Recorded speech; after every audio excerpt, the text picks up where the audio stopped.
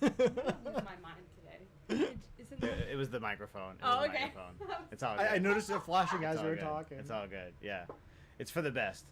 All right. No one saw that. No one saw that. Wasn't real. It won't be in the VOD. Just delete it from your memory. Little Men in Black thing. All right. Welcome back, Button Club members, to another episode of the Safe Sets podcast. I am one of your hosts, Shadow Fury. To my left, as always, is Ricky Icebeam. Ricky. We missed last Friday. We missed last Friday, and so it was like we've done an episode every other week for like the past 4 weeks. Okay. Oh, wow. All right. Well, not too bad of a record considering. No, yeah. Like, obviously we try to be here every single week, but stuff happens and holidays and...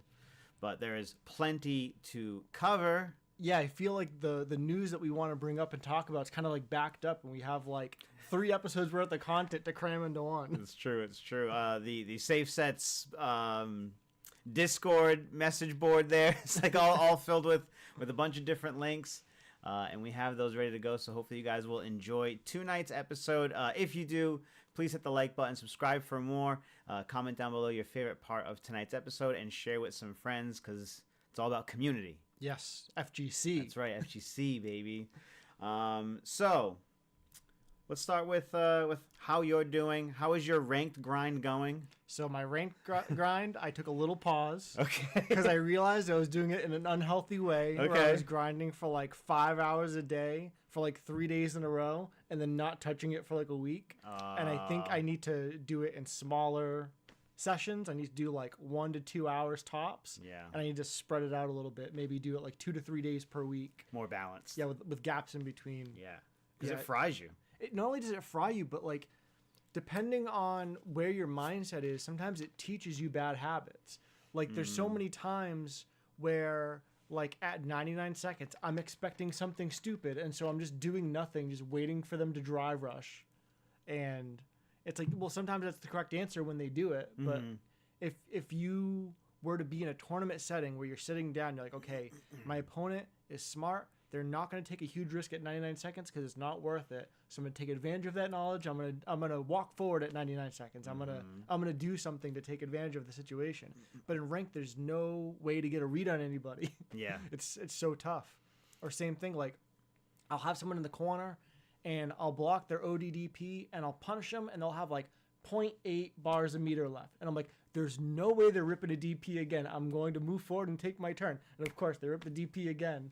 And it's like, maybe they lose the set for it or lose the round for it. But it's like the frustration that like they're not thinking through the situation. They're not trying to choose the correct answer. FGC Wizard, what up? Thank you for joining us and hanging out. I think that's a reason to take a break from ranked is those bad habits that you're learning. And that's why if you have a local and you spend too much time on ranked and then you go to your local, you'll be like, what is going on? I've been spending so much time on ranked. I've been trying to play this one way against these type of players. That doesn't exist here. Right. And I have a history of all these games with these players here. So the same things I can't get away with online and blah, blah, blah, back and forth. So, yeah. Yeah, that's a big thing too. Like, especially at Button Club, like the skill level is so high and people have played me week after week. They know a lot of my like go-to like plan A situations. And then I go on ranked and it's like, I do forward throw and then like drive rush, stand medium punch. That's like a bread and butter thing that I like to do. And in ranked, I'm like, why are they getting hit by this like 4 out of 5 times I do it? Like, the point of me doing it is to have you block it so I can then generate mix up off of it. You're not supposed to get hit by the first layer of what I'm doing. And this is still at what MR are you currently playing at right now? I think I'm at like 1750. Wow. And the goal is 1800, right? The goal is 2000. 2000, okay. Yeah, I think the highest I've ever gotten was like 1850 or so. Oh, wow. And that was like in a previous, before they wiped the points. I think it was not this past Monday, but maybe the Monday before. Were you wearing a beanie that Monday? I think so, yeah. Was that a week after a lot of ranked? It was. That was when I was like, I need to stop. You came in, and I said to my brother later, like, Ricky looks like different today, and looks like, is it the hat? I don't think it's the hat. And he goes, maybe it's ranked match. It was the stress. I came in pre-stressed. Pre-stress from ranked match. Already just kind of over it, just irritated looking. Yeah, and the other thing I do that I did not do is like, I'll lose a bunch of points and then I'll stay on until I gain them all back. So like one day I went from like 1700 down to 1600, back up to 1700. Oh my and it's like God. I played for like 4 hours straight to do it. I was like, gonna say, what a shift that must have been. And then you're like, I spent 4 hours. I am not happy. yeah, I didn't have fun. I didn't have fun. I learned next to nothing. Yeah, and just to be at the same exact spot. I agree. Yeah, so I think if I do shorter sessions and spread it out more and fill in between those sessions with, playing people from Button Club, playing with Temper, like, fill in my training with something that's a little bit more efficient. 100%. Yeah. Because that's kind of like the thing that's been bothering me the most lately is like, if I want to get better, I need to do it efficiently because I can't play for like 8 hours a day. So then the question is, what's the most efficient training? And the answer is like, there's multiple answers, right? Like ranked isn't the most efficient, but I can't not play ranked. Playing with your friends that are strong isn't the most efficient, but you can't not do that either. Like you have to do a little bit of everything. Like you have to play ranked, you have to play strong players, you have to go to training mode. Like the answer is all of it. It's balance. And how to find that balance, and then the imbalance that creates balance. So I feel like I hit a spot very recently, and I needed a break, and I've been playing very very lightly for for like a couple of weeks, and then maybe the last 2 weeks picked it up better, and it was just like, okay, let's get back in, let's really kind of get invested and kind of like wipe the slate clean. And start new. And I'm holding different priorities to myself than I was before. So we went to Hazard's tournament on Sunday in Rhode Island, and that just had a completely different feel. It was really, really awesome. And even though there were still like, Clint's there, Dream Suite's there, like there's still like great, great players here. Right. A lot of the same players. Yeah, a lot of the same players, of course, but the vibe was just very, very different. And, or maybe just for myself, I know Kevin had a couple of moments of feeling like a little salty about, losing to Clint and losing to Jenny and stuff character wise, but they're just really, really good. And he like played his heart out during these games. They were really, really close. Give me 1 second. I'm just gonna double check something with Alicia. If you want to hold the. Here, I'll hold down the fort. Yeah, the sticks for a second. Yeah, so he was just saying that Kevin was a little bit upset with his performance at the tournament they went to on Sunday, and like that's going to happen. Like, especially when you're relatively new. Like from what I understand, Kevin's been playing competitive Street Fighter basically since day one of Street Fighter 6. So it's been maybe a year and a half tops. And I remember back, for me, it was basically the beginning of Street Fighter 5 when I started playing competitively and going to offline tournaments. And I remember like season 2 and season 3 of Street Fighter 5, I had so many rough tournament performances. Like I remember times going to Balance Patch on like a Friday night and going like 0-2 and like going outside and like borderline crying, like being so upset that the game I love that I put so much time and effort into isn't rewarding me in the way that I believed I deserved, which was 100%. Incorrect. 100%. And when I say it's incorrect, it's because like reality is what it is, right? Like if you go to a tournament and you go 0-2, it's like you can't say you were the best there. Like you can come in second and fight in your head like, oh, I should have won. But if you go 0-2 or 1-2, it's like you were clearly not number one. Like you'd have to be so incredibly unlucky to be the strongest player and not make it far in a bracket, which happens, but so rarely. So super rarely. Right. Kind of like when DiGiorno comes in like 4th place every like 8 weeks or something. Yeah, right? yeah. It's like that has to be an unlucky day. Like he's so strong and so consistent. And then the on days that whoever beat him, that like because Beefcake has sent him. Yeah, Beefcake limited him before double Yeah, jeopardy. so I mean, if Beefcake's firing on all cylinders and stuff, and it's just a weird week sometimes, it really does happen. And the more you pay attention to the pro scene, the more you see those things, and hopefully, I know even for myself, it's just comforting to be like, oh wow, they dropped that combo. I know that that's a hard combo, but they're gods. So like to see them do that, or to see them do this, or whatever, or I don't know. When I look at other gameplay and I get to see the same things that are happening to me, I go, oh okay, it's not just like a wow. I'm really awful and I'm at this level, so these are the things that I'm suffering through. It's like, no, I'm actually seeing this at high level too, and everywhere. So Yeah, I also think there's not that big of a gap between the highest level and where we're at. Like, obviously there is a gap and it's real, but I don't think it's as big as people think. And part of that is just like there's not that many people like relatively that play Street Fighter, and so there's not that many people who are good at Street Fighter, right? So like even my account now that is at 1750, like I randomly checked and it was like, I'm trying to remember, I think I was like the 30th Luke in the in North America, and I was like, these points are like much less than what I believe I'm capable of. Wow. And so I'm trying to remember, I think there was only like 2 Lukes that were above 2000 In our territory, you're saying, like in our region? I need to double check. It might have been only 2 in North America. It might have been only 2 worldwide. I forget, but it was something like I didn't need that many more points to be in like the top, 20 Lukes, Wow. period. Yeah. That's awesome.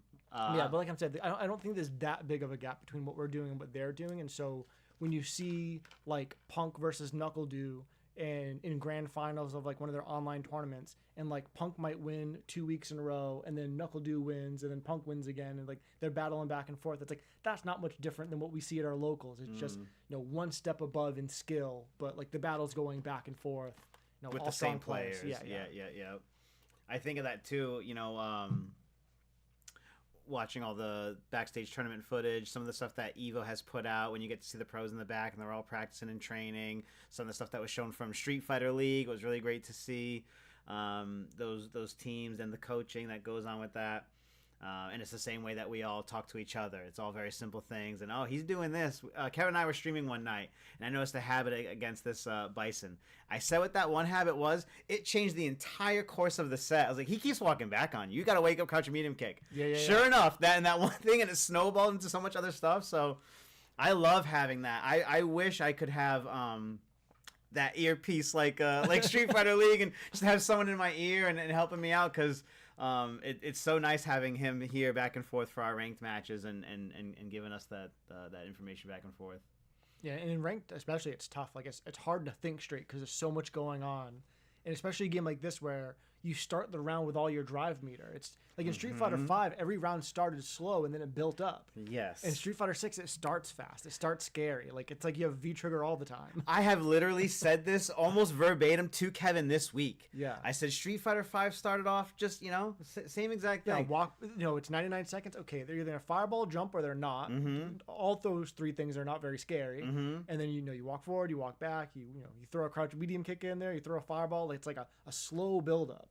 Even like on their wake up, like, they haven't built up enough meter for EX, so I know this mix is gonna do so much more right now. Right, they have to hold this. Oh, they just got it. They're probably gonna want to do it rather than they've had it. They've had it this whole time. When are they gonna use it? When they burn themselves out, that's when they're gonna use it. Right. All right, so let's get into the main topic of the evening. Everyone's talking Season 2.5, the most recent update. How are you feeling about it with your character and what you've seen so far? So with Luke, I was optimistic, and I got excited when I saw that he could do OD Fireball into the follow-up and it wall splatted. And then I got home from work and I tried it and I was so upset. It sucks. It's so bad. Did you hear me on commentary this week? No. It sucks so bad. It's practically useless. And the reason why it's practically useless is once you get the wall splat, you cannot do a combo.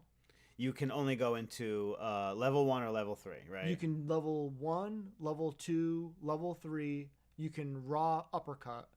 And I think you can do a raw light knuckle.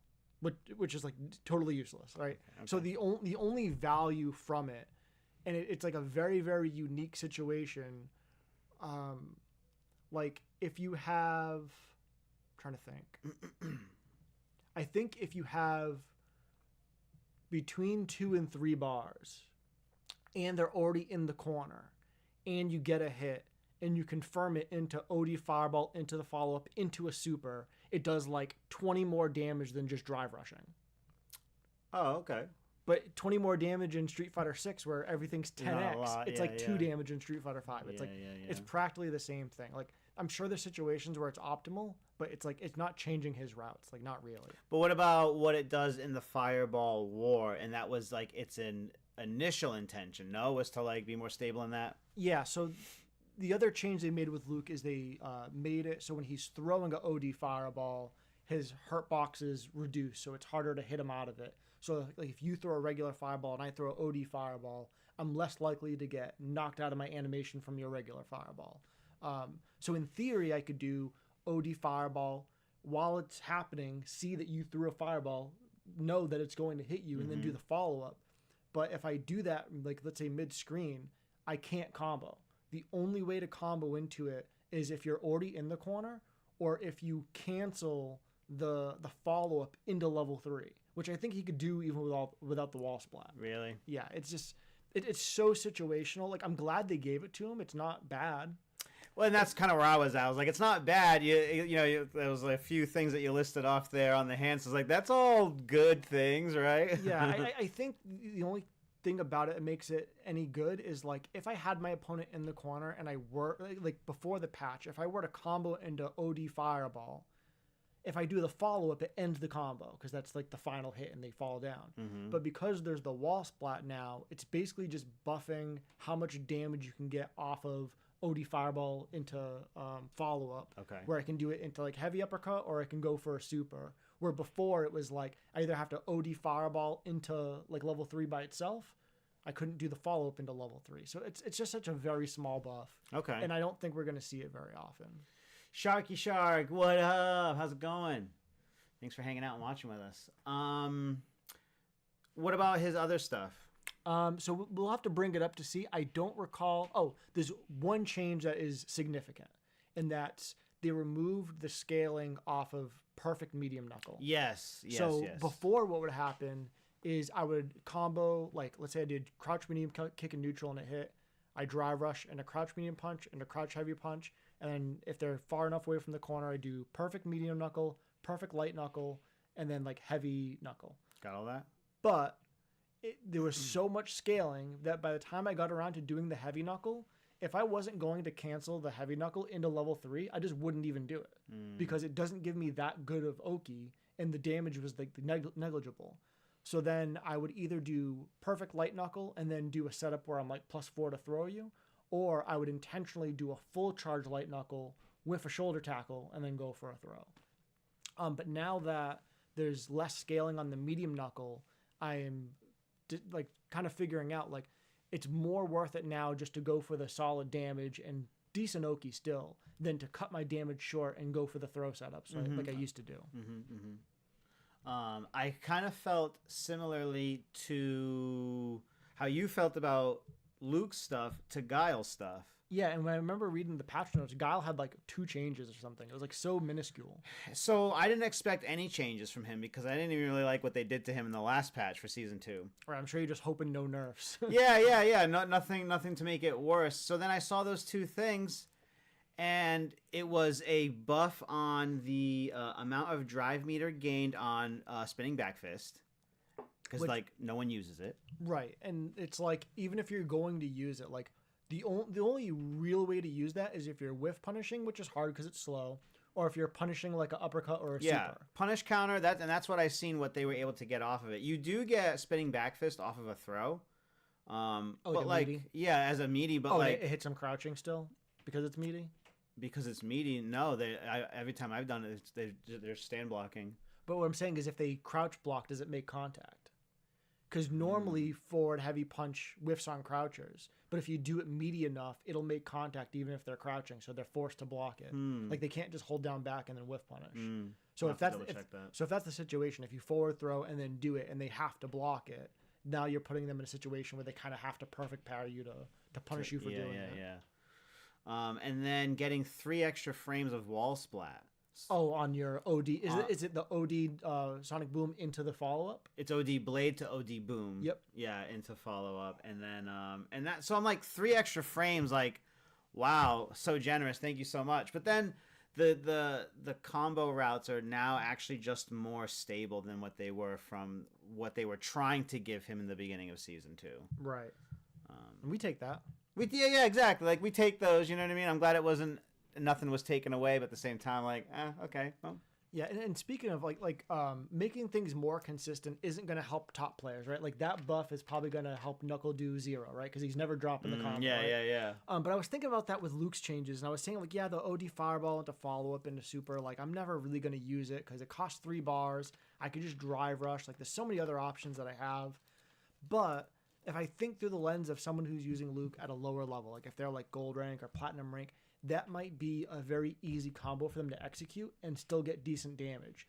Because like for me, a lot of times I'll do like button into drive rush, and then in the corner I'll pop them up with the light knuckle, and I'll do like jump medium punch into the air knuckle into super. But like if you can't do that combo, doing like crouch medium punch, OD fireball into the wall splat into super, that might be like significantly more damage than that player had been previously capable of doing. Mm-hmm. Someone had posted too. They were like, it's pretty clear who they're looking at for this patch notes. I think it was Brian F or something, right? Probably, yeah. Yeah. And then, is there anything else that you want to show off real quick to start talking about? Well, when did you want to actually go through all the patch notes? Oh my god. At least briefly. I'll look at whatever you're interested in. Yeah, we can talk about the significant ones. The significant changes. Let's see. It will be significant. Wow, you want to talk about him? He's already here. Sure, let's talk about Ryu and all the weird, wacky stuff they gave him.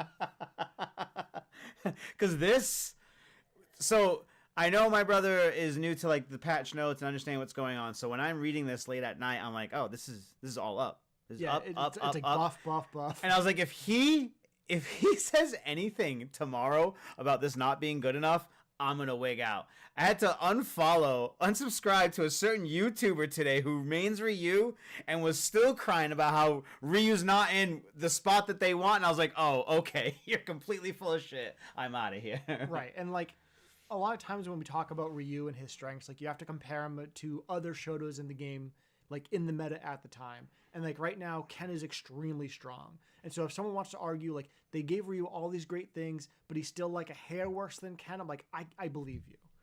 But he's real close. Right? Like he's closer than he's ever been. He's stronger than he's ever been. At least he's the strongest he's been since Street Fighter 4. Mm-hmm. I think he is just as... I think you have to look at these characters and go, where are their particular strengths, and does that suit my gameplay? Because Ken is going to have that strength of very fast, very mix-up heavy, the Jinrai, and all that, right?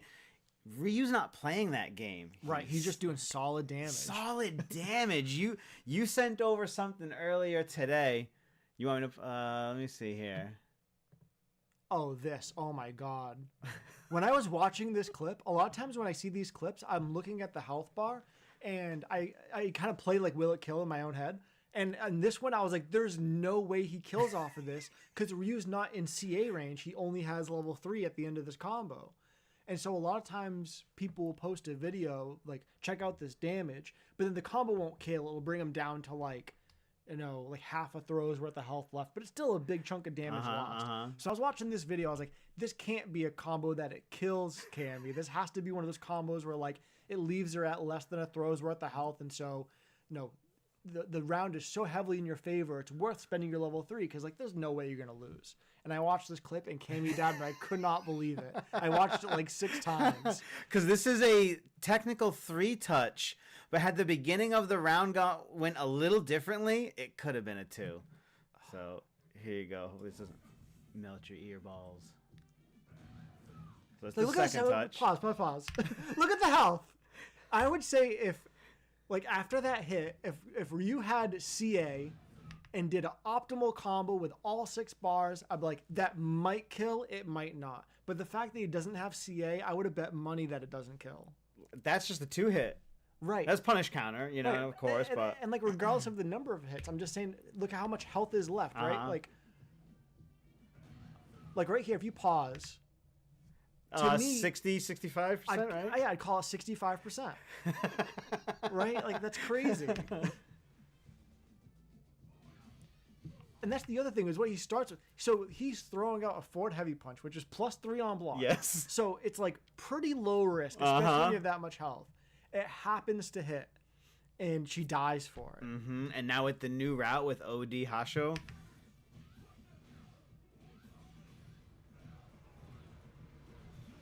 And that kills. Quite convincingly. The level 3 does so much damage at the end of these long combos. Like, I forget who I was talking to recently, but I was like, Ryu does so much damage. I feel like when he does the donkey kick in the corner, he should not be able to uppercut into level 3. Well, and now he's able to use an even heavier uppercut. Before he could only do light punch uppercut. Now he can get the extra damage with a heavy punch uppercut into level 3. Yeah. And like maybe, call me out if I'm being a crybaby, but like Luke can't combo uppercut into level 3. I would love it if Ryu and Ken could also not uppercut, and Akuma for that matter, uppercut into level 3. Oh, really? You think being able to cancel uppercut into level 3 is the problem? I think it would help. I think the real thing is being able to connect off of heavy donkey kick.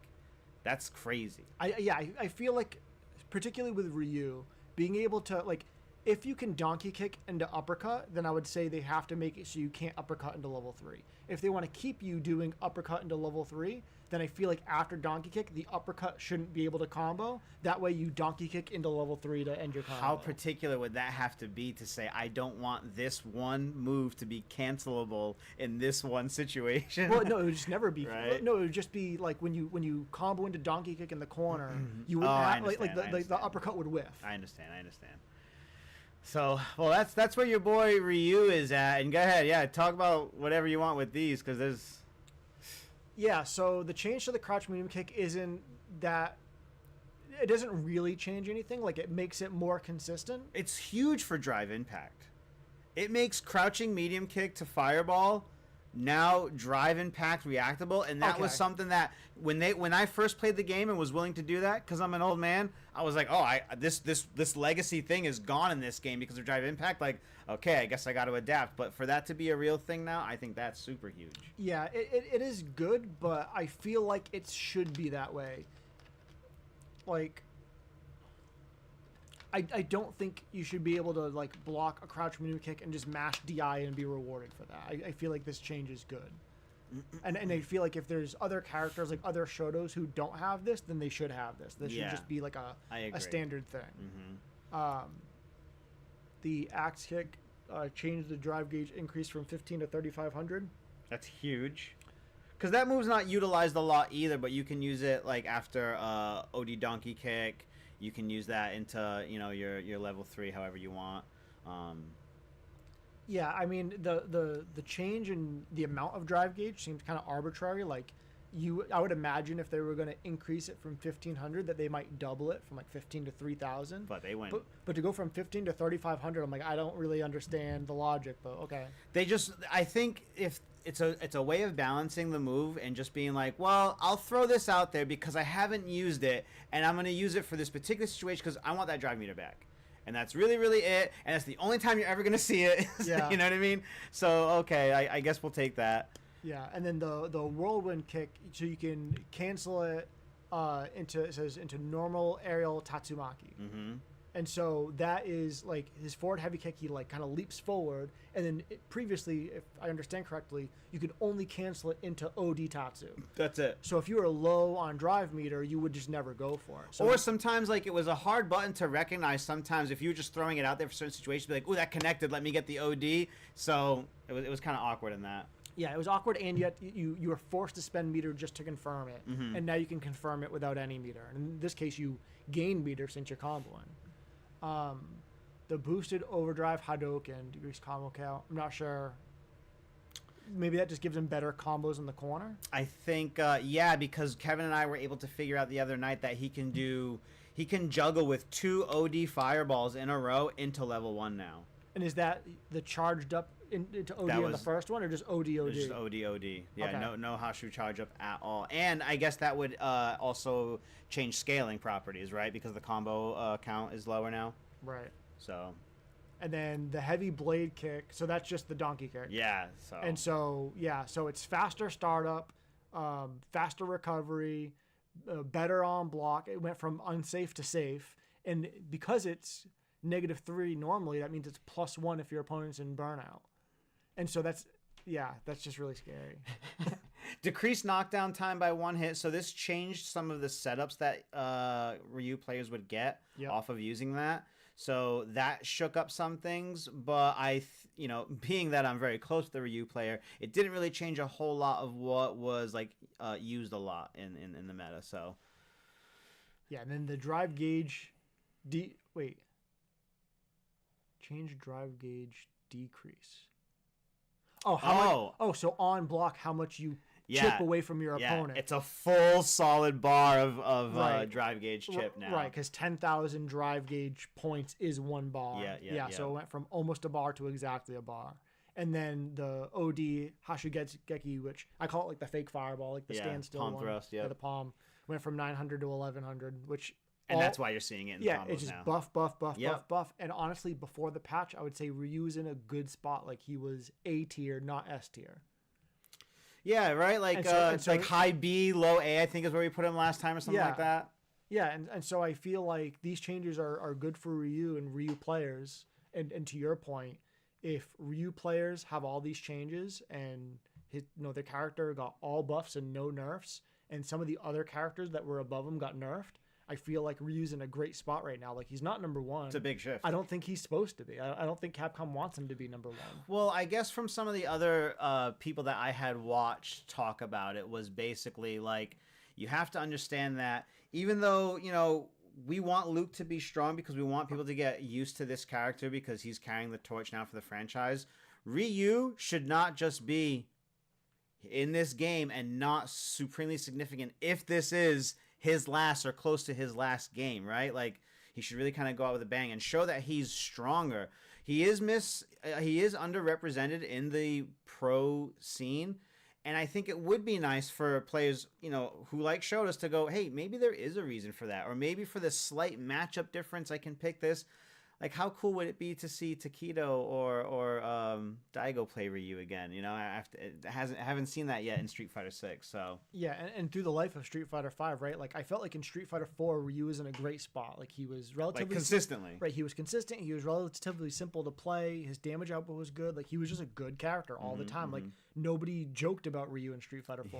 Street Fighter 5, he was a joke pretty much the whole time. And now with Street Fighter 6, I feel like some of that bias from Street Fighter 5 kind of carried over. And a lot of people just assumed Ryu was bad when Street Fighter 6 started. And he wasn't terrible. No. But he was like, he went from mid-tier to now he's like in the top half. With these buffs and some nerfs to some other characters, he might be, getting closer to the top of A tier. Like almost top 10, right? Not top 10, but close. Top 15, top 12, close. He might be. Yeah. It's tough without doing another tier list. It's tough to say if he's top 10 Stick or not, around. but he's definitely like top 15. And my brother, had, I guess Ryu players have a pretty specific mindset of what Ryu should be or what he's been. So my brother was like, it's about time that they showed Ryu some love. He was the bastard child Shoto of this game so far. And I was like, Kevin, you have no idea what you're talking about. You have no idea what what he went through in Street Fighter 5. Like, it was a joke. All I can remember is Sanford Kelly talking about it for 10 minutes in that hotel. Is like a whole clip. He's like, let me show you why this character sucks. And it's... Yeah, like, I don't know if people remember, when Ryu was released in Street Fighter 5, he didn't even have Donkey Kick. Yeah. They added that move after the fact. Late, too. Was that like a Season 3 update or something? Like, Arcade Edition update? I don't remember exactly. It was either Season 2 or Season 3. It was definitely not Season 1. But then again, Season 1, there was Invincible Uppercuts. That's true. Let me just check in on the chat real quick. We got Inhuman saying, what's up? Happy holidays.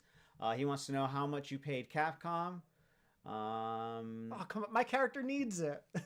And then Marissa, still not in a great space. Beefcake, hey, did you guys talk about how they are fixing the buffer bug on knockdown after perfect parry by retracting the perfect parry change they made in the patch yet? We have not discussed that, but let's do it now. There you go. Yeah, so the bug that's in the game right now, and this won't affect like the vast majority of players. This is like, pro players in an offline tournament with money on the line. This is when it matters. It's if you perfect parry an attack and then you punish counter sweep, the input buffer won't work for the opponent who's getting up. So if they're mashing ODDP, there's a very good chance it doesn't come out because they have to have their final input like frame one perfect, when they wake up. Exactly. And so they basically just have to hold that or like hold parry. But either way, it just makes the mix up so much harder to deal with. It basically, you basically get to treat them like in that one situation like they don't have any drive meter. Mm-hmm. Yeah, that's true. Yeah. And so the way they're going to fix it is they were saying like the right way to fix it is just to fix it so that the input buffer works again. But they want to fix it ASAP. So the fastest way to fix it is just to revert that one change. Mm-hmm. Which makes sense. Yeah, I think that was smart. Yeah, and then the change they were making had to do with multi-strike attacks. And so they made, I'm trying to remember what it was. It was like, I think if you perfect parry a multi-strike attack, like you can't parry again. But something like that. But either way, they're going to revert the change in the short term. I think they're doing the patch like soon, like today or tomorrow. And then they're going to like do the code and test it properly. And then probably like a week or two from now, re-implement the change that's working properly. They had to cancel a World Warrior tournament because of that. Oh, they did cancel it? They did cancel it. I heard there was talks that they might have to because it could be significant. Yeah. But I didn't hear that they actually did that, so that's wild. When it comes to other people on... Where are we? I'm up here. Don't mind me. I gotta go this way? I wanted to talk to you about Kimberly. Did you have anything else to say about Ryu before we move on? I've said enough about Ryu. I don't want to see that name again. I hit the wrong name. Because Kimberly, I feel like got... Thank you. She got some significant buffs. Uh-huh. And because a certain character receives significant nerfs, a lot of people are jumping on the Kimberly train right now. Yeah, so like I've thought since the game came out that Kimberly's not bad. She just has to take more risks than some of the other characters. Like she has to do stuff in neutral that's kind of wacky, and then she has to touch you more times because her damage output is relatively low compared to some of the other characters. But there's one change in particular that they gave Kimberly that I think changes the way she plays entirely, and that's the buff to her stand heavy punch range. They gave her like a Street Fighter 5 stand heavy punch. Hold on a second. I'll just show you this, and we'll leave it at that.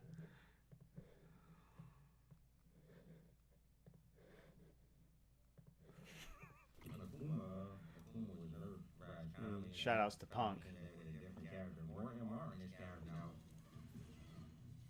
Ugh! Ugh!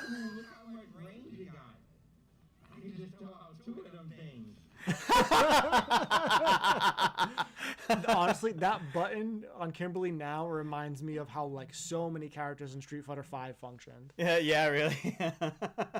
So there you go, proving to be a very, very powerful button. Right off the rip. So yeah, such a good whiff punish tool. Mm-hmm.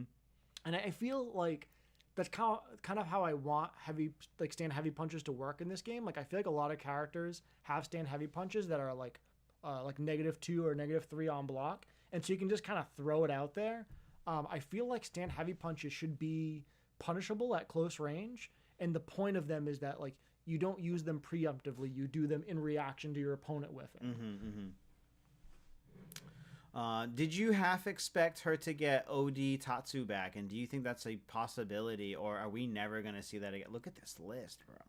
And when you say get her OD Tatsu back, she has OD Tatsu, but it's not invincible anymore. Yeah. So I don't think she's going to get the invincible DP. I think they have to be very careful about what tools they give certain characters. And in particular, I feel like every character should have like a glaring weakness. Like this character is great at 99% of things, but this one thing they're horrible at. It's not that they're horrible. They're clearly not as good at. Like there has to be a reason to play other characters. I think if a character is like the strength of an A tier character but has no weaknesses, they instantly become number 1 S tier because you can just dump all your time and effort into that one character and you never have to counterpick.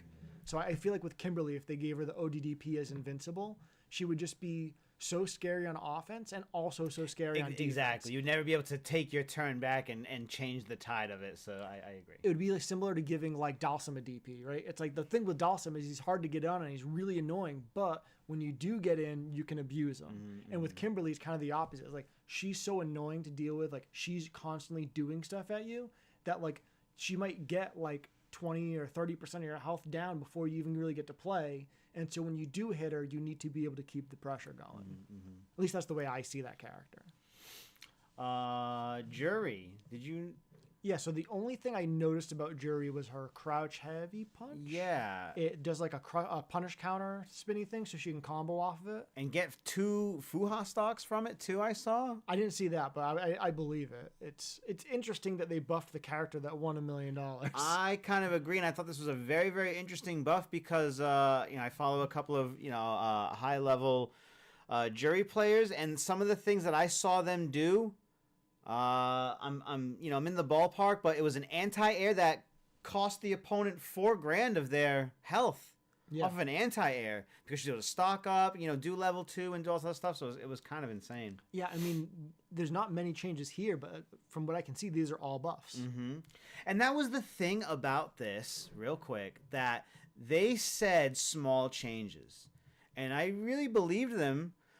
I think it's insane to see how small changes can be major, major impacts. You could read this and go, oh, okay, yeah, no big deal. But until you see it being implemented in the game, you go, oh my, they gave her that. They gave, Ryu those things. Like, it's kind of crazy. So I think this is a much bigger shakeup than they said. Right, and I think it depends on which characters they're giving these things to and where they were on their tier list before this, right? Like, nobody thought Juri was less than A tier. Yeah, no, right? strong character, 100%. Right, so to take a character that was already good and change very few things, but every single change is a buff is significant. Like, if you took the worst character in the game and gave him this value worth of buffs, it's not going to make him go even to mid tier. Like, they need so much more help. It's true, yeah. But this character didn't need any help, in my opinion.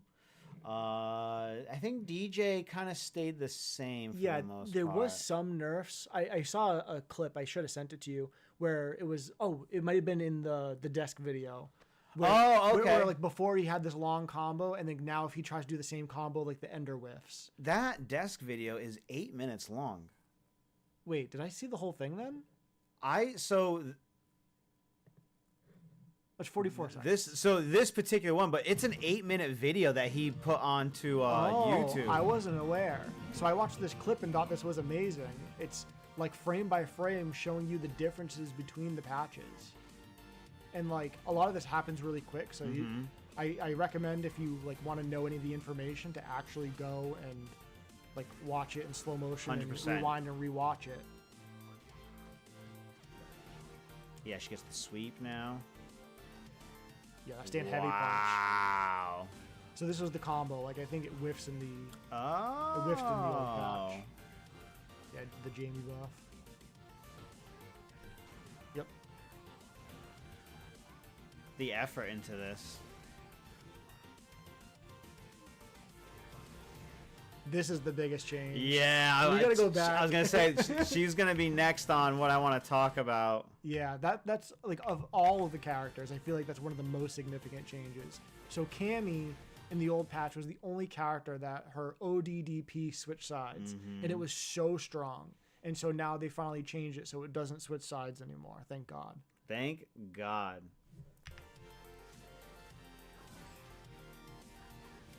And in a way, it's like a buff and a nerf because she can do it to you if you're in the corner and keep you in the corner. Like, she won't accidentally side switch, but it's much more of a nerf than a buff because most of the time you have her in the corner, and if she just rips it and is correct, You're instantly in the corner. You're instantly in the corner, and Cammy having you in the corner is such a bad position. Like, she's so strong when you're in the corner.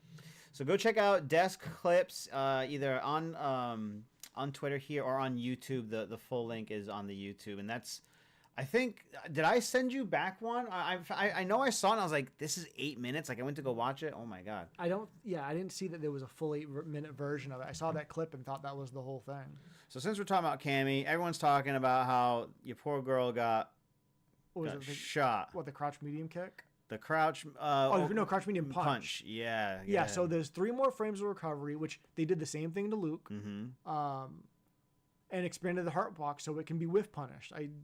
That seems completely normal. I feel like that button was too strong before. It was a menace. And the fact that it went untouched this long.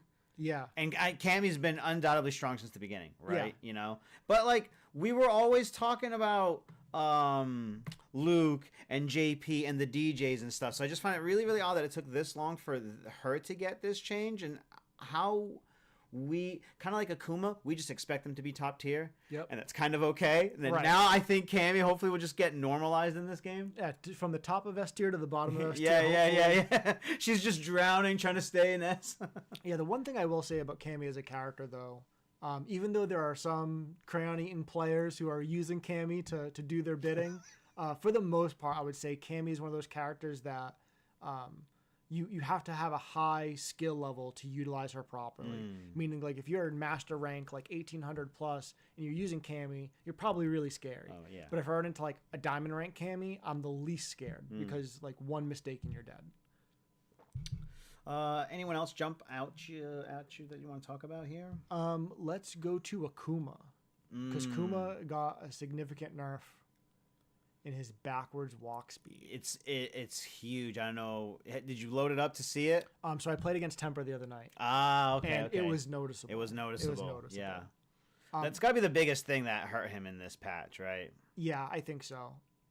And like I don't think it's taking away what he's good at. I think it took something away that he didn't need to have. Yeah. And what I mean by that is, like, there's a spacing on the screen and it's practically like the round start position, right? It's like the tip of the forward medium kick range. When Akuma is at that range, he can throw a heavy fireball, which has a 12 frame startup. It's super fast.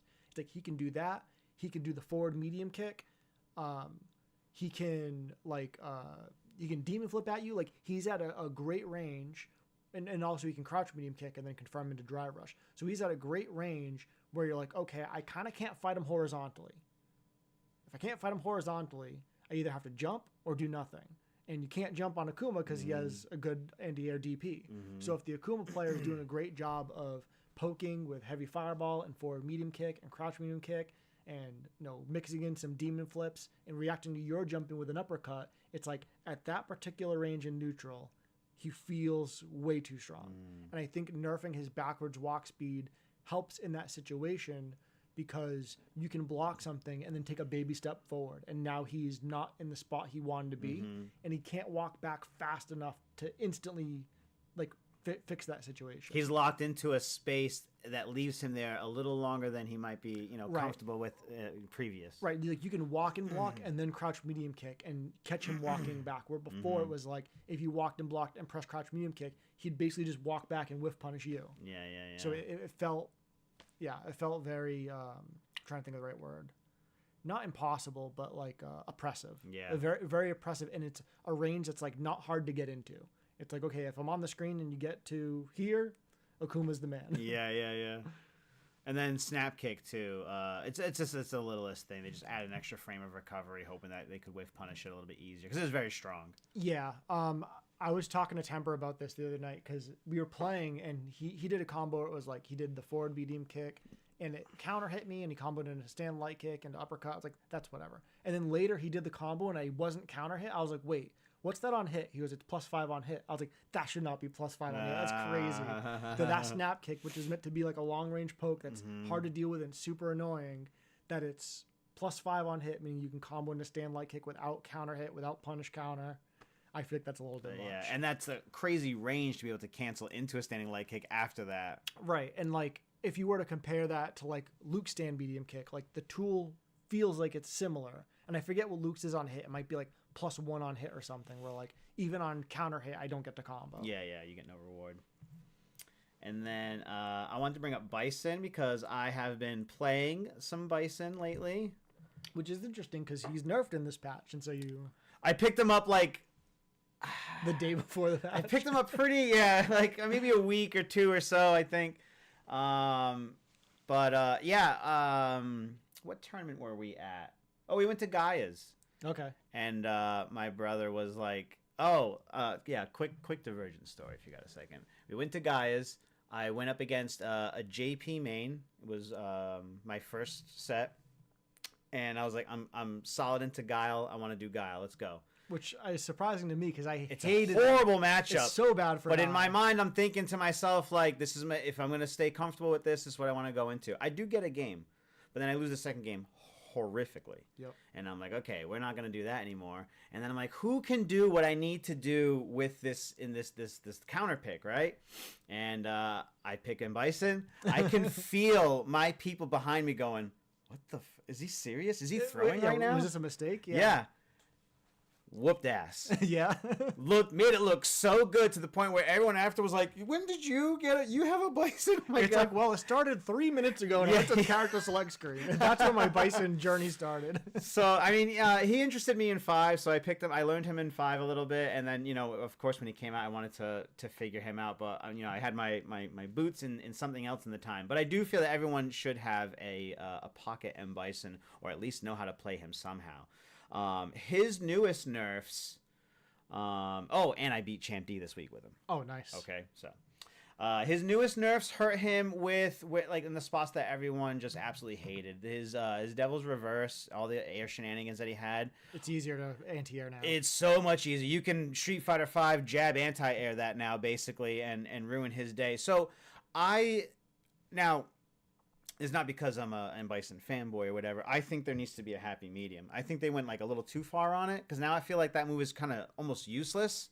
And maybe I'm going to be doing it like full screen and neutral when I'm just going to do stuff, make you kind of guess. But like on real offense now, I feel like it's useless. So it shouldn't be what it was before, but I think it's too far gone now. And I think there's a few things in this patch throughout the cast that are like overcorrected. Yeah, too far gone, and we're going to meet in the middle again. Yeah. So the crouch heavy kick is the slide, changing it from -11 to -12. I'm assuming that just makes it harder to make it safe. Or, maybe there's a character or is this just his regular? Because crouching heavy kick, he has 2 sweeps. He's got the regular sweep and the slide now. Okay, I didn't know that. I did know that, but I hadn't really thought about it. I assumed crouch heavy kick was the slide. And because do you know the input for it? Because the slide now is down forward heavy kick. Oh, okay. And now down and or down back. So this is like he swings his feet way out. Yeah. So I guess it's just easier to punish from far away. Like if you have a 12 frame normal, you can use that. Maybe even like I'd have to double check the frame data. Like there might be certain characters that have 12 frame sweeps, and now they can punish his sweep with their sweep. And then jumping light kick. This was This was a universal, right? I think this hit a few characters. Updated cross-up attack hitbox and extended it backwards to match the hitbox length of jumping medium kick. So actually, this was a buff technically, right? I'm not sure because like I know against Ken, there's like a certain range where he'll jump in and do like a cross-up light kick, and it hits in such a way that it's like very ambiguous. And so I'm wondering if by changing it to match the hitbox of the jumping medium kick, it becomes less ambiguous. Okay. But I'm not 100% sure. Normalizes it a little bit. Evil knee, the back heavy kick from 5. This is fine. I think again that's normalized. That's a lot of drive meter. That's a lot of drive meters. Yeah, because 5,000's half a bar. Exactly. So, and it's plus on block button, correct? Yeah. Swinging kick, and if you happen to whiff punish something with it, and you get the punish counter. Yeah, that's a lot. And then Psycho Crusher, medium heavy. Yep. So increase the drive gauge gain. So yeah, that's all good, right? And then Overdrive Psycho Crusher. Oh yeah. Change damage when Psycho Mine is embedded from 2,000 to 1,600.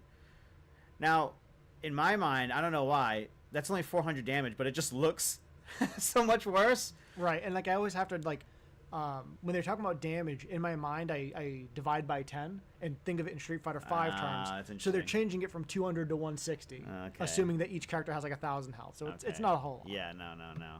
And then drive gauge reduction on block from 10,000 to 5,000. And again, I think this is totally fine. Yeah, because that move's -3 on block. It's safe, and I guess it wouldn't really matter how much drive gauge reduction you're doing if they're in burnout. But like if they're in burnout now, it's plus. So I feel like that move being able to help you burn them out so easily, and then also be great when they're burned out. It's kind of like it was too oppressive. Yeah, that one tool does too many things. Then 20% scaling from 10 on double knee press, and that's like his main combo extended pop-up tool. So I feel like that's justified because the damage he was getting off doing 2 bars, spending 2 bars and then continuing his combo, it was like he was only spending 1 bar. And not only that, he's setting up the mine at the end of that too. So Right. it's He's either setting up the mine or he's comboing into Stand Fierce into level 1 or level 3. Like it's just it's so good. And like you can very easily like confirm it off like a crouch medium punch or a crouch medium kick. Like that move's just so accessible. The only thing that makes that move, at least until now with the extra scaling, seem reasonable is it's so punishable on block. Yeah. But if you're good enough that you're never doing it on block, it's just a super strong move. And then, here you go. Shadow Rise. So there's now a hurt box on his feet during the jump. I think it's funny when they say stuff like added a hurt box instead of increased the hurt box, because this implies there was no never hurt one. box. Yeah, exactly. Yeah. His feet weren't even on the table to be hurt, okay? Right, but I do like the second line where it says the new hurt box is invincible to projectiles. That means if someone is, like, if a fireball is already on the screen, it's not going to clip your feet in a on new your way. way up. Yeah, exactly. That's just a stability issue, and I really, really like that. Yep. And then the reverse fixed an issue where the embedded Psycho Mine would not detonate when the attack hits or is blocked at its lowest possible altitude. So that's just a bug fix, and that's exactly where it needs to be. Oh, so this is an adjustment to that move. Oh, I understand. Okay. Reduce the downward attack hitbox. From the 9th frame of the technique until Bison lands, the hurt box around the body is expanded sideways. So there you go. So that's enough. During the attack's active frames, the hurt box around the arms is expanded downwards and sideways. So there you go. When a Psycho Mine is embedded, the recovery on the final attack on block is changed from 23 to 27 frames. Right, so it's 4 frames less advantage. So that's a nerf. And when Psycho Mine is embedded, landing recovery changed from 9 to 8 frames. Which is a tiny, tiny buff, which might be for something specific that I don't... Yeah. I don't know Bison that well. Yeah. Specific setup or whatever, I would imagine. And then I think the last character to really mention, except for Rashid, since he didn't really get... He did not get nerfed enough. He did not get nerfed in the way that the people were asking. And, but, you know, maybe that's too big of a nerf for where we're at in the season. Who knows? I would say Terrier, right? When I was doing research for what players thought would potentially happen to this patch, a lot of people were saying, like, invest now in Terry because he's not where anyone wants him to be right now, but, like, the buffs are coming. They really... I don't know if they just undertuned to make sure he wasn't too strong or favoritism or whatever, but... I was thinking that because, like, both Akuma and Bison were so buff on release, and, like, people really didn't like that I think they played a little bit too cautiously with Terry on day 1. Well, his trailer looked so good, too, so I went from being like, this is the 3rd busted character Street Fighter's getting in a row, like, I'm so jumping on this character, and then I play, I was like, what is this? This just feels, this feels wrong. Yeah, it's like a hard thing to do because they need to make the character strong enough that people want to buy them above just being fans of the character. Yeah. But not so strong that people are like, oh, it's Capcom pay to win all over again. Yeah. So, go ahead and cover some of these if you want. Yeah, so I actually haven't looked at any of these. There's a lot lot of changes here. God damn. And if these are even like half, even if half of them are buffs, this is a lot of buffs. Yeah. So assisted combo 1, this is a bug fix. Assisted combos only happen in modern controls. Yeah, so dynamic.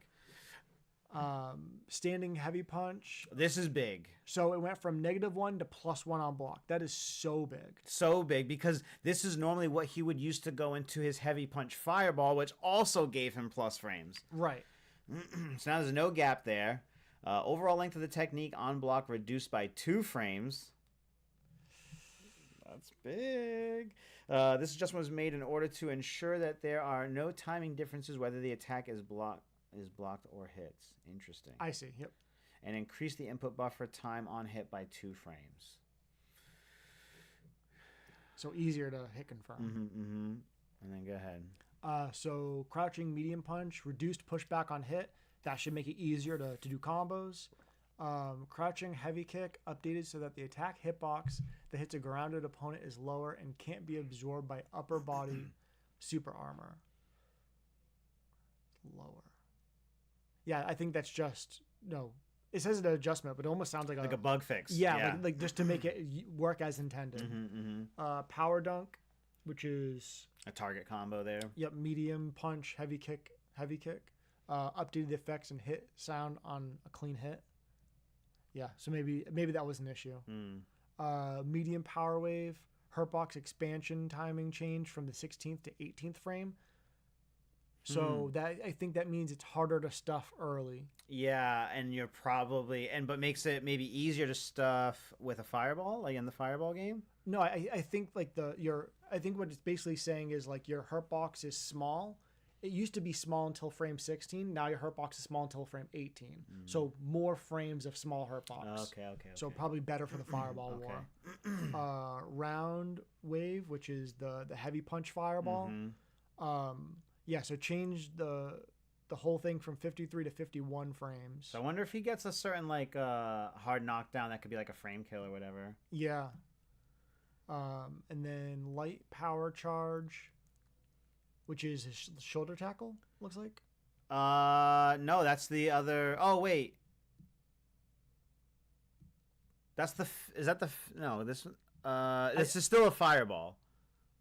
No, light kick. Yeah, I think this is the shoulder tackle. Okay. Reduced attack hitbox on the first active frame of the attack hitbox. So maybe it just doesn't combo as well anymore, or maybe there's a very specific thing it won't combo with anymore. The crack shoot drive gauge reduction on block changed from 2,000 to 2,500, so you chip more away from your opponent. The medium crack shoot. So the advantage on hit changed from +1 to +3. That's really big because that means on counter hit you can combo into lights, and on punish counter you can combo into mediums. Where before it was like you'd have to punish counter to combo into a light. So that might even be a thing where like both Luke and Akuma have this, where if you block a ODDP, Luke can do like a medium knuckle to start the combo, and Akuma could do like heavy. Yeah. Okay. Yeah. So that might be something like that. So there might be something like that where you might choose to do, especially if you're in burnout, right? You might choose to do medium crack shoot into a medium button, into a super, or into a special, into a super. Interesting. Heavy crack shoot, change the drive gauge increase on the final attack from 2,000 to 3,000, and then drive gauge reduction on block from 4,000 to 5,000. So you gain more when you hit with it, and you chip away more when they block it. OD crack shoot, reduced horizontal blowback on mid-air hit. I would have to see that in action to understand how that's useful, but I'm assuming that's a buff. It might make it so they get thrown back less if you hit them like air to air with it. Yeah. That way it's easier to like drive rush up and do your Oki. To get the confirm or something too. Overdrive burning knuckle, reduced blowback on mid-air hit. Wait, is that the one you just read? It's similar to that. Oh, okay. And then change drive gauge reduction on block from 6 to 8,000. That's quite a lot. That is. Super Art 2 Power Geyser expanded the attack hitbox that appears only during a combo. Interesting. Reduced horizontal blowback and expanded the Twin Geyser attack hitbox. So I think those are all so that he doesn't drop the combo. Yeah. And then the Super Art 2, but you're using the rest of your drive gauge, it looks like, would be a technique would be performed with even without the quarter circle back input, so the conditions for performing the technique have been made stricter. Oh, interesting. Yeah, so again, that sounds like a bug fix.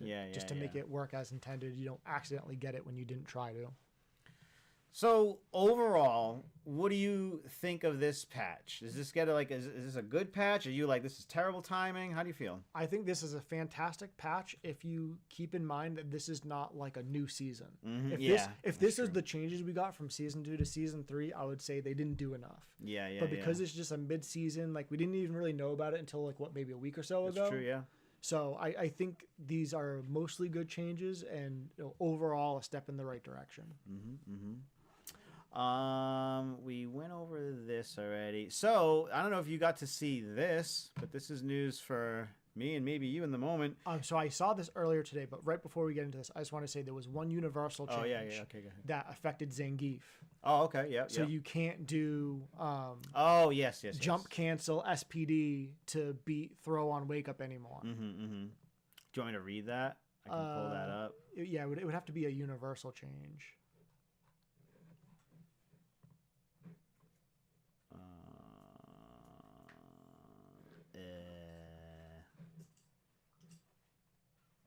Oh, we can talk about that too. Did you get to see that? Yeah, I did. That's what I was saying. We're cramming like three I know. episodes worth of content into one.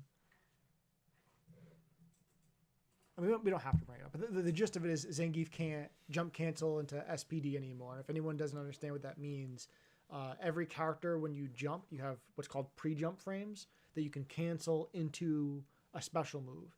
And because during those pre-jump frames, jumps are immune to throws, Zangief, like if you try to throw Zangief on his wake up, he could jump cancel into SPD and command grab you instead. Basically making it so you're afraid to throw Zangief on his wake up, but you're also, since you're in his face, you're forced to meaty him, because if you just wait, then he's going to jump cancel SPD you. Yeah. Right? So that makes it so if you're in Zangief's face, you're afraid to throw, you're afraid to not press a button, so you have to press a button, but it makes it really easy for him to perfect parry you. Okay, interesting. Or you have to like read it and neutral jump on his wake up. Which is also scary because Zangief has such an easy anti-air with the lariat. Yeah, and level 1 and as SPD if he's really making the hard reads there. That was something, that was a change that like that my brother didn't understand, and I understood like the gist of it but didn't really know like how it was implemented. So it's good that you covered that because I did forget about that. And it was a universal change, so it's to everyone, but it affects Zangief and command grab characters the most.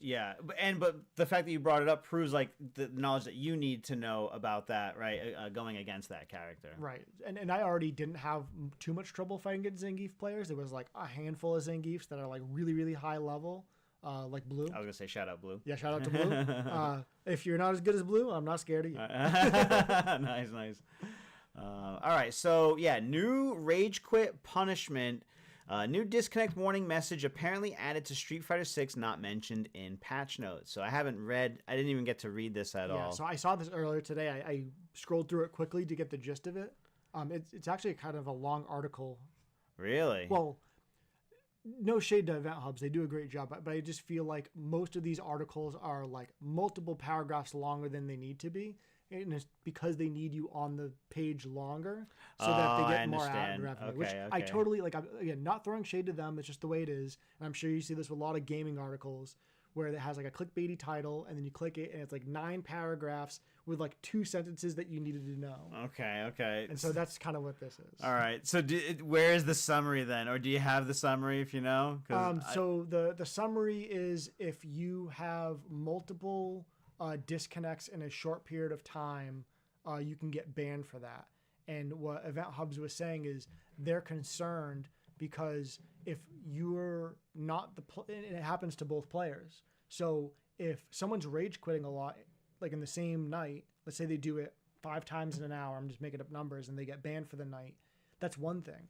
But what happens if you're not rage quitting and people are rage quitting against you and you're getting the strikes? Can you get banned because other people rage quit against you so often? Are they able to distinguish who and what is the disconnected problem? And I was catching it as we were scrolling down, the accidental, where things just crap out on you, kind of, right? Right, and I'm less concerned about the accidental, like things crapping out or like a power outage, because those shouldn't happen multiple times in one session. I'm more concerned about like if my opponent is going to rage quit and they don't care, if I run into enough of those players in one night, is it going to cut my ranked session short? And do I get like flagged, right? Like I can't remember what it is, but there's like an icon you can get where it's like you don't play well with others, and like there's been talks Yellow of card like or something. You get like shadow banned where it only matches you up against other players who also have like the flag. Yeah. It's like I would hate for that to happen where like, oh, now I only get to play against 1 bar Wi-Fi players because I got rage quit against so often. But what if that changes with seasons, right? Like if they're gonna redo the MR, then like, well, like anyone who was a rage quitting asshole before can kind of do that again, unless you have blocked them, right? Like permanently block them on your CFN, I guess. And I was gonna mention that they said it in the article that when the screen pops up to give you the warning, it kind of gives you the opportunity to pretty quickly like get to their profile and block them. And so to anyone listen, I recommend doing that. If you fight anybody online and they rage quit against you, just block them right away, because it doesn't happen very often, at least at the rank that I'm at. And so if you just block every player that does that to you, it shouldn't take long until you very rarely see it. And I don't know if it's more prevalent in the lower ranks. Yeah, I would assume it is, but I would assume it is. There's times where I'm like, I'm killing with level 3, and I'm like, don't rage quit. Don't Please rage- don't rage quit. Please. Like, oh, they let the cinematic play out. Oh, thank you. There was definitely times in Street Fighter V where I would like drop a combo and let them hit me a couple times before I killed them, just so that they'd be a little bit less salty and less likely to rage quit and more likely to play to again. rematch. Yeah. Wow. Interesting. Which I don't have that luxury in Street Fighter 6 because this game is so scary. Like if I'm doing a combo and like ending the combo without super might kill, I'm 100% spending my super because I need it to kill. I cannot let him guess even one time. No. Give him an inch, and you gave them way too much already. Yeah, right? I don't care if you're in the corner and you're in burnout and you have 1 pixel of health left. That's too much.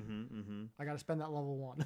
Every time. I always love when it's like, that's the same thing too. You were saying, like, will it kill? Is this going to be enough? Sometimes I'll see like Ken, like I was watching a couple of boost clips, like, oh, level 1, is that going to kill? Oh, that last hit it killed. Okay, like yeah, because especially with Ken, right? Because a lot of his combo enders, he can go into level 1 or level 2, and in that one situation, it's like really the only difference is the damage. Like yeah, you get the side switch, but like you're usually doing it to kill.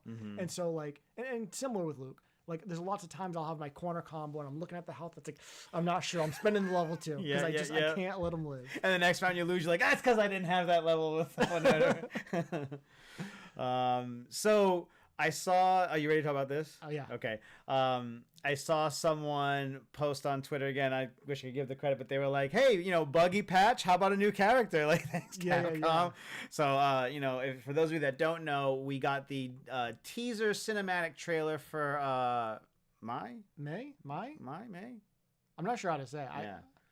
Yeah. So either way, she is coming to the game as we know. It was a little confusing how they showed the characters on that slide when we were getting the order was like not right because like Elena was spring. Yeah, it wasn't reading from like left to right. No, it was really, really weird. So there were some players that when this character dropped were even like, oh wait, I thought we were getting Elena first and not Mai or May. I think it's Mai. Yeah, I think they said it was like winter 2025. It's like no, winter in the beginning of the year, not winter at the end of the year. Yeah because winter January, not winter December. Can you imagine? Yeah, like what a drought for season 2 all of this year. So let's take a look at this character and see what we think. In case you guys haven't seen it yet, we get to watch together.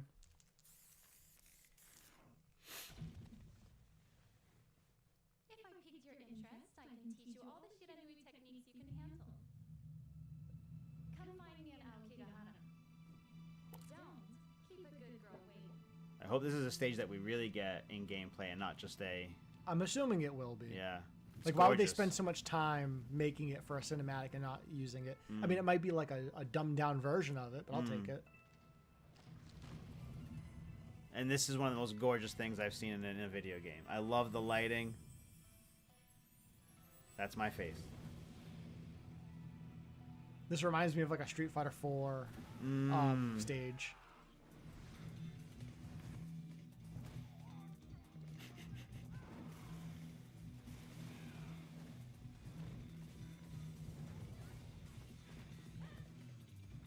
Is this a parry?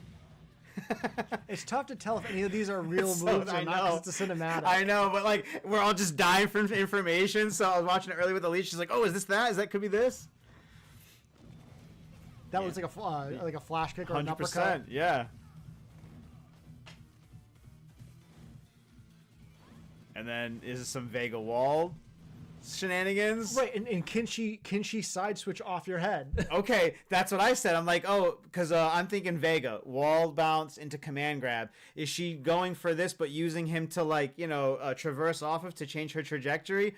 Or Alicia said, could this be her V reversal? Her drive reversal, and she's gonna be the first one to switch sides on a drive reversal like some of the players did in 5. That'd be really interesting. And it also could be nothing, right? It could be absolutely nothing. We never see it again. Exactly. So there you go. Early 2025, whatever that means. I'm assuming, I can't say, I assume January. I hope in January. The Shiranui clan welcomes you. What do you think of the face and the model? I think she looks really good. I think she looks cute. I think she looks cool. I'm excited to see what kind of moveset they give her in this game. So I had put it into the Button Club Discord because I've never been big into SNK, I have no idea what to expect from this character. And I watched a couple other YouTubers talk about how she played in other games and have a speculation video too. So it was really cool to see what players like Tomato and Dream Sweet had to say about them, because I think they had a lot more familiarity with them. And basically, they said it would be almost the perfect marriage of Chun-Li and Vega. She would have interesting. Very annoying fireball and buttons and spacing, but have like those ninja-esque ways of wall bouncing and getting in and you know, kind of like cheeky shenanigans and stuff. So I'm pretty excited. I think she looks really, really cute. Yeah, and hopefully, like we were talking about with Terry being released, hopefully she's good, but not too good. Yeah, yeah. And I don't think she had it in her to be...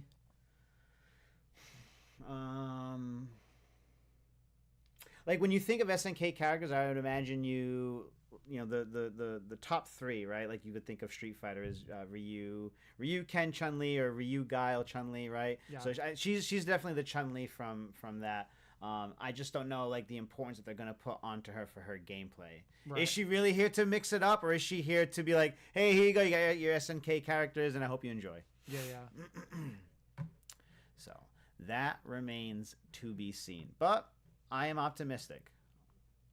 So can we move on to the, I can't pronounce that, Basho fight sticks? 100%.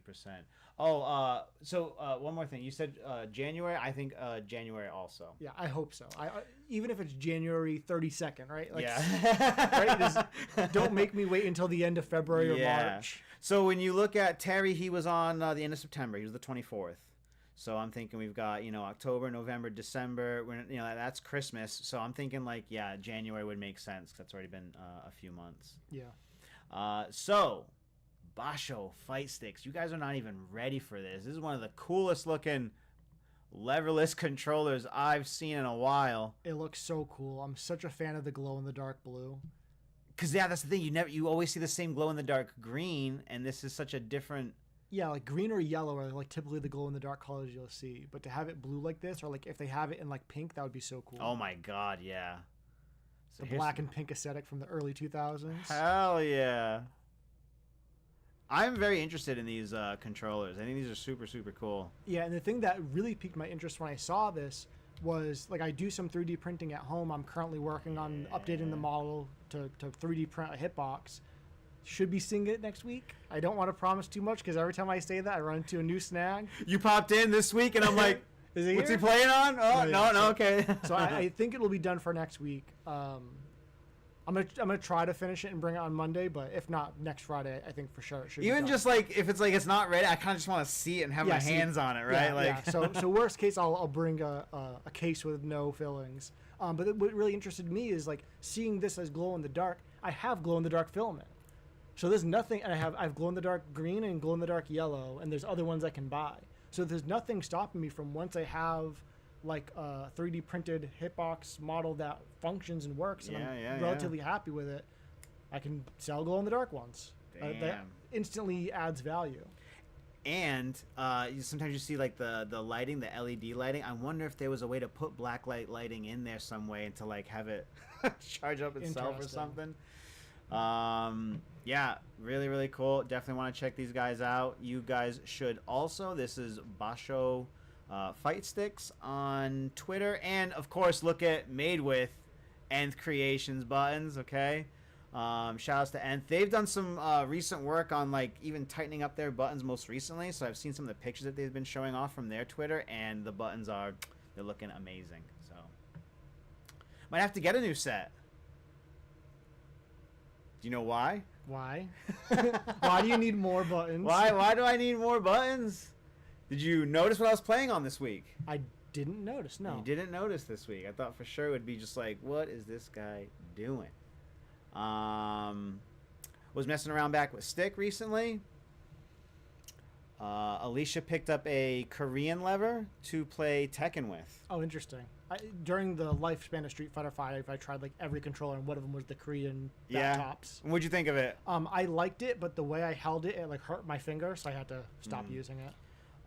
So not even just the fact that it's a bat top, but the like spring mechanism inside is all how it works is different with Korean levers. So I had tried other Korean levers, never really understood why it would be great, and it kind of felt uncomfortable in a Street Fighter game.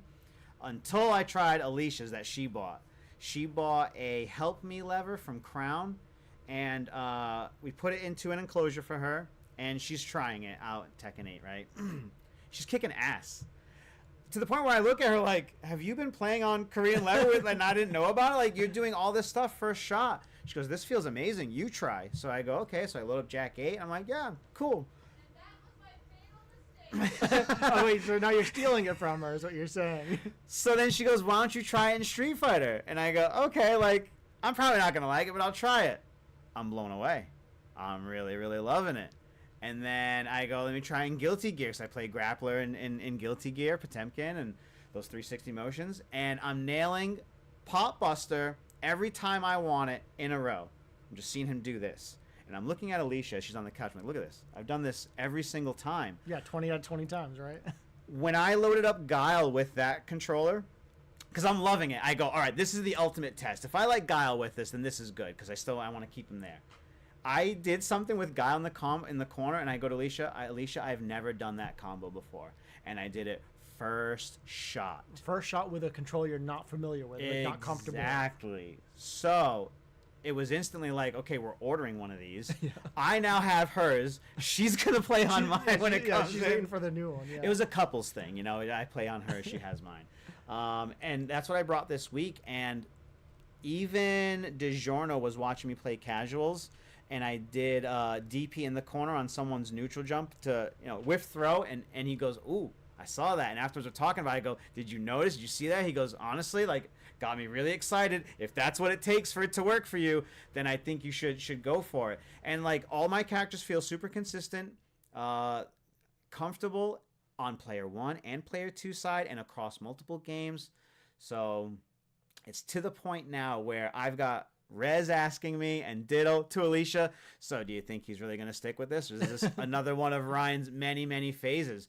But I've been so in love and locked in. I haven't looked at either other like Korean levers or other mods for anything. It's like it works. I'm not even going to think about it anymore. I just want to use it. So that was what I used to beat Champ D this week, which felt really, really good. Yeah, because he had beaten you, what, 2 times in a row? More than I'd like to admit. 3, including Gaia's. Okay, yeah, I didn't realize, yeah. He beat me at Gaia's. And I was saying to Alicia, there are times when, if I'm not comfortable, especially, I would say leverless was the least comfortable at times. Or on player 2 side. There's now, when I'm playing neutral, there's a little bit less of like that, like background static in my brain of playing, right, or that second guessing, because now I'm not spending any brain power on thinking about how I'm talking to the game through the controller. Or like worrying, like, should I do this combo? What if I drop it? It's like, no, I'm doing this combo. So that has changed everything and felt amazing. So I am hoping that this is just the end of it. And me and my brother shook on a bet. He said, I guarantee that you'll be back on leverless in 2 months. So we've got a 2-month bet going on. And we made a bet recently, him and I came in kind of cocky, kind of hot, and told him that I could beat him in a 1st to 10. And then if I lost, I'd shave my head. What are the stipulations? Any character? Oh, I was getting all excited. Like, when is this going down?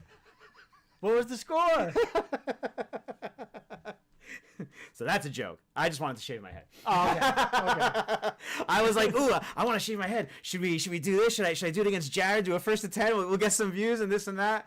But literally, it just drove me so crazy. I had to cut it all off. But that's an interesting point, because we've been talking about in the last couple of weeks, like, things to make our locals more interesting. Instead of a money match, a shave your head match. Shave your head or shave your beard match, like shave an eyebrow. Shave an eyebrow, yeah, there you go. An eyebrow match. Just everyone's bald at Button Club. Could be a thing. Whoever has the longest hair is clearly the strongest player. Yeah. And then, so this was one of the last things I saw too, and our eyes, my eyes have been on this for a bit. Not your boy Basho here, but. So Hitbox Arcade, it says 12/12/24, very cryptic. There's no information. There's no information. It is just a square black silhouette, but there is information here. There's like 6 buttons and then a weird shape thing. I'm assuming that's the plug. I'm assuming that's the plug, and it looks like a different plug from what we currently have with the snap-on 5-pin like mic connector. And it looks like there's 6 buttons up top. There's typically 4. There's typically 4, and one of them being a shift button to get the other 3 to do the other functions. So maybe it's no longer a shift button. It's just you have the other 2 buttons. I would hope so, because you standardly need 6. You need PlayStation, touchpad, share, star, L3, R3. So that all appears to be there. This is what we saw Taquito trying out all those weeks ago. That's what I was going to mention, because we were talking about how it was thinner, the thickness of it. And so, yeah, this might just be the newest hitbox. It's probably thinner. It has the extra buttons on top. Like you mentioned, probably a different connector for the wire. Probably options to order it with combo extensions already installed. Good point. That is also a good point, because they are running a sale right now for the Black Friday Cyber Holiday weekend there, 20% off, and you have to still sign up to get part of the batch of buttons that they're making. So yeah, because there's lots of people out there who would gladly spend extra money to not have to install them. Like, I forget how much they cost, but let's say a combo extension button costs $5. I'd gladly pay $8 if it comes already installed. Yeah, $3 to not have to take stuff apart all day. Just unbox it and go, my controller's done and ready, and I'm gonna plug in and play, and it's exactly where I wanted it to be. Right? Yeah, and then the other thing that is on my mind, I'm really hoping it's PS5 compatible and does not need a converter. So right away I see this and I go, this better have PlayStation 5. And then I go, let me check the comments, because someone's got to say that, right? There's nothing here comment-wise. Redesign. See the 6 buttons on top. That's it. I thought for sure people would be roasting them and right away saying, this better have PlayStation 5, PS5 compatibility. Yeah. So, and if for whatever reason, they really should have PS5 compatibility. If for whatever reason it doesn't, they need to come with a free converter. That needs to be the standard. That brings up a good point. Either the option for a free converter or $50 off. Because if you already have a converter or you don't play on PS5 and you have no need for it, there needs to be some value for it. An incentive. That was going to be my next question. How much is this? I'm hoping it's $250, but knowing the way things have been lately, my gut is saying it's going to be $300. It's going to be $300. Which is a lot for a video game controller. Especially since, hold on now.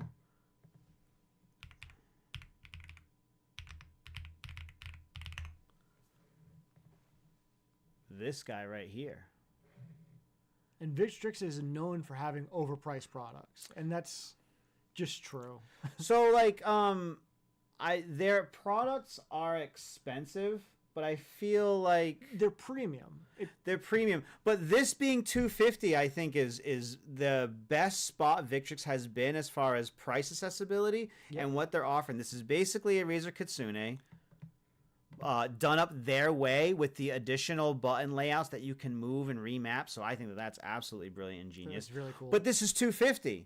Right, and it's $250 not on sale, which means if it does go on sale, it's probably going to be $200.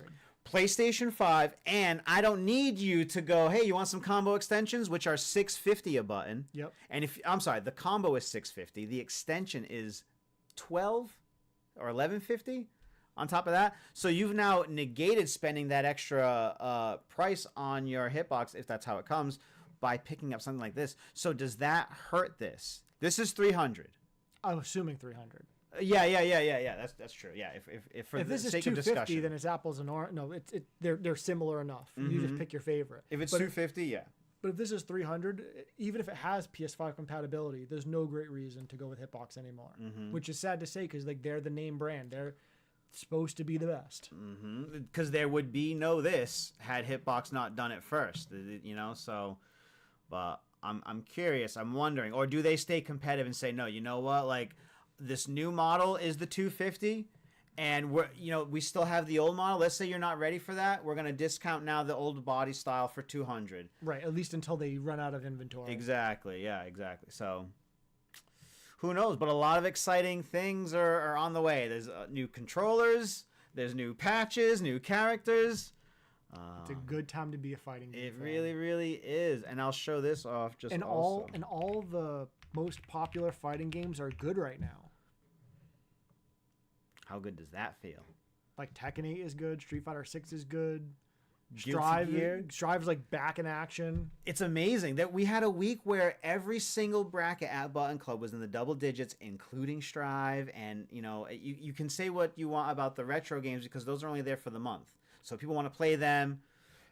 But for Guilty Gear to have been like the season 4 pop and we're getting great numbers for it, it's very, very impressive. We have 2 setups now for Guilty Gear. That's how big it's become. It's almost like instead of having 2 main games and a side game and then the retro, it's like we have 3 main games. We really do, yeah. And we are going to be switching to streaming Guilty Gear Strive starting this week. Nice. So we'll be streaming 3 games from one location. So regardless, 4. I'm sorry, because that's 4 including retro. Yeah, so retro streamed. Yep. So you got plenty of ways to feast your eyeballs on some fighting game content come Monday at Button Club. Or you could show up to Button Club and be on that stream.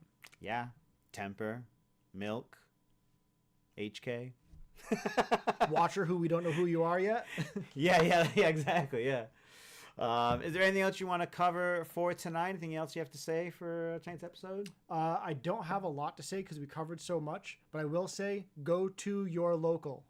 Please and thank you. That's right. While all that discussion was going on, you should all know at home, Button Club had their 31-night week.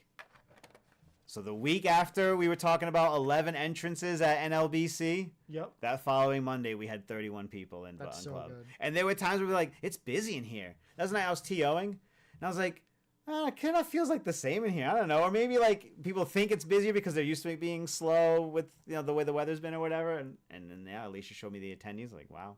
Well, the other thing too is because the retro room's kind of like separate and in the back, if there's like 10 or 12 people in there, you almost forget they're there. That's so true. It feels like there's 10 or 12 less people in the venue, but they're all there. That's true. And there's people that are showing up just for retro. So they're like just exclusively hanging out in the back for the night. Yeah, so that happened. I think it was this past Monday. I didn't even see Rushdown all night until they went to do like the top 3 photo. And I was like, oh, Rushdown's here. Yeah. That's funny. All right, guys. Well, that should wrap it up for this week's episode. A good one. And you know what? We did that in decent time. We've definitely had Yeah, we crammed a lot in though. way, way longer.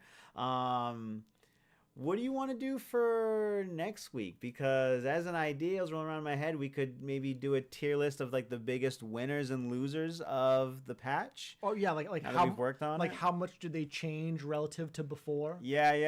Maybe we can do something like that for next week. So I'm down. stick around for something like that. If you enjoyed this video, give it a like, subscribe for more, follow us on Twitch and all of the socials and everything. All that's in the descriptions below. And comment down below what your favorite part of tonight's episode was, and how are you feeling about season 2.5 with Street Fighter 6. We will catch you guys on the next episode of the Safe Sets podcast next Friday, 8 o'clock, Twitch and YouTube. Until then, keep pressing them buttons and Stay safe. that's right. We're going to send you guys off to another channel to raid. Who we got on here? Someone who needs the love. Actually, you know what? This would be easier if I did this. Let me see here. Nightmare Effect? I like Nightmare Effect. Sure.